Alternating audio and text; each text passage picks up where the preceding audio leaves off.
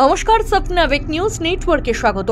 সপ্তাহের প্রথম দিন সাত সকালে তৃণমূল কাউন্সিলরের আবাসনে তীব্র বিস্ফোরণ। এদিন বিস্ফোরণ এতটাই জোরালো ছিল যে মুহূর্তের মধ্যে ভেঙে পড়ে বহুতলের একাংশ। ঘটনাকে কেন্দ্র করে চাঞ্চল্য ছড়ালো টিটাগড় পৌরসভার ৪ নম্বর ওয়ার্ডের বাঁশবাগান এলাকায়। বিস্তারিত জানবো আমাদের প্রতিনিধি রাজাদের কাছ থেকে। রাজাদা, ঠিক কি ঘটনা ঘটেছিল?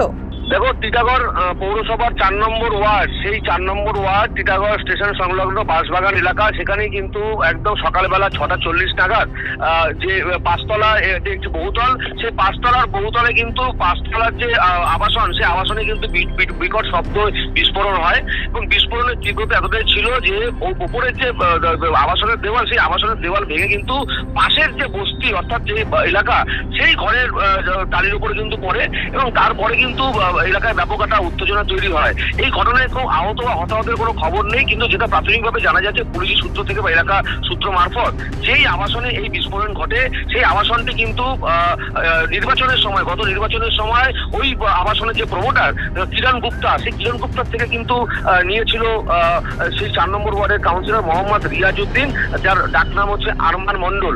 এবং সেই জায়গা থেকে কিন্তু সেই আবাসনের যে চাবি বারংবার কিন্তু সেই কাউন্সিলরের কাছে প্রমোটার চেয়েছেন, এমনটাই কিন্তু তার অভিযোগ। কিন্তু সেই আবাসনের চাবি কিন্তু দিতে অস্বীকার করে সেই কাউন্সিলর এবং সেই ঘরটি, আবাসনের ঘর কিন্তু একদম সেই জায়গা থেকে দখল করে রাখে কাউন্সিলর আরমান মন্ডল।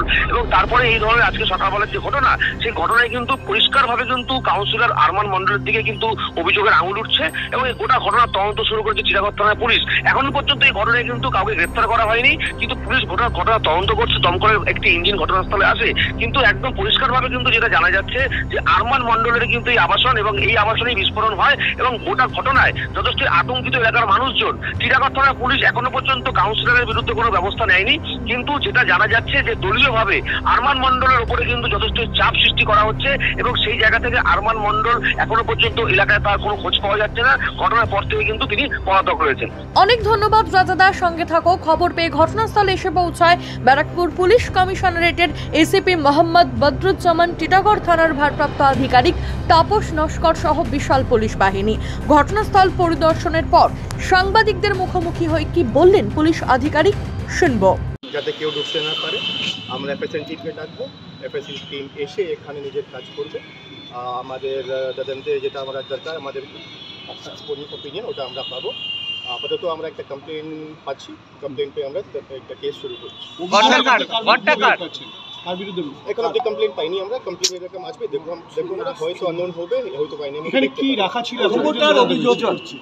অভিযোগ করছে কাউন্সিলরের অধীনেই ঘর ছিল, একই অভিযোগ বিল্ডিং মালিকের। এটা দেখে নিচ্ছি আমি, কমপ্লেন এখন অব্দি পাইনি। আমি জাস্ট সরাসরি চলে এসেছি পিওতে, এখানে থানা যাবো। স্যার, প্রাথমিক অনুমান কি ধরনের বিস্ফোরণ হয়েছে? বিস্ফোরণ যেরকম ছবি দেখতে পাচ্ছি, আমরা তো ঢুকতে পারবো না, পিওতে কর্ডন আছে। আমি তো ফার্স্ট দেখলাম না, ফার্স্ট যারা দেখেছে, ফার্স্ট রেসপন্ডার্স, ওরা বলছে কি বিস্ফোরণের আঘা একটু বেশিই লাগছে। ওই দিক থেকে আপনারা জানতে পারবেন কি একটা দেওয়াল ভেঙে ওখানে নিচে তলায় চলে গেছে, তো নিশ্চয়ই একটু হতে পারে, একটু বেশি মতোই হতে পারে, কিন্তু এটাও ডিপেন্ড করে কি কনস্ট্রাকশনের ইন্টিগ্রিটি কেমন আছে। কি ধরনের বিস্ফোরণ ছিল? ওটা এক্সপার্ট টিম এলে আমাদের বোমা ছিল বলে জানতে পেরেছি, আমরা কিছু বলতে পারবো না এখন। এক্সপার্ট টিম এলে, এফএসএল টিম এলে ওরা বিস্ফোরণের জেরে জানলার গ্রিল গিয়ে পড়েছে 50 ফুট দূরের 10 ফুট, ওটাই দেখতে হবে আমাদের। স্যার, কোনো আহত বা কোনো ইনজুরি? কোনো এরকম আমরা রিপোর্ট পাইনি কি কেউ আহত আছে। উল্লেখ্য, এদিন সকালবেলা বহুতলের 5 তলায় এক পরিত্যক্ত ফ্ল্যাটে আচমকা বিস্ফোরণ হলে আতঙ্কিত হয়ে পড়েন স্থানীয় বাসিন্দারা। কি বলছেন তারা, শুনুন। क्या हुआ था? सिर्फ आवाज आया यहाँ पर और कोई ऐसा बात नहीं है। अब आवाज हुआ, हम लोग निकले हैं, देख रहे धुआं है, बस यही सब देख। बहुत जोर से आवाज? बहुत जोर से आवाज है। कमरे में कोई रहता? कोई नहीं रहता। इससे पहले एक आदमी सोते थे, वो अभी नहीं है। আওয়াজ हुआ, বড় কেঁপে উঠেছিল। हाँ, बहुत आवाज। কটা নাগাদ হয়েছে? कितने बजे हुआ? 6:30 का करीब हुआ है। কত 6:30? 6:30 या 6:40 का करीब हुआ है। तब आप क्या करते थे? हम लेटे थे घर पर। घर पे आतंक है क्या? आतंक है क्या? भय, डर क्या है? डर तो हुआ है, क्यों? ऐसा बात नहीं। क्यों?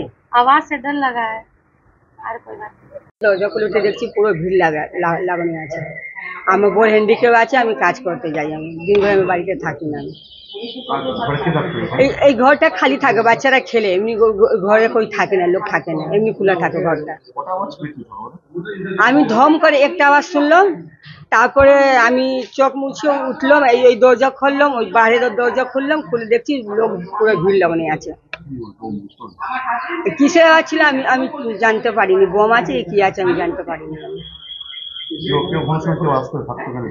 এখানে থাকতো, বাচ্চারা খেলতো, এমনি খোলা থাকতো সবসময়। এদিন খবর পেয়ে ঘটনাস্থলে এসে পৌঁছায় টিটাগড় পৌরসভার পৌর প্রধান কমলেশ সাউ, উপপৌর প্রধান মোহাম্মদ জলিল সহ আরো অনেকে। কে বা কারা কি উদ্দেশ্যে এই বোমাগুলি মজুত করে রেখেছিল তা জানতে শুরু হয়েছে তদন্ত। রাজা দে, স্বপ্নাবিক নিউজ, টিটাগড়। সমস্ত খবরের আপডেট পেতে লাইক করে সাবস্ক্রাইব করুন স্বপ্নাবিক নিউজ। সেই সঙ্গে বেল বাটন প্রেস করতে ভুলবেন না। আপনাদের একটা সাবস্ক্রিপশন আমাদের জন্য অত্যন্ত মূল্যবান।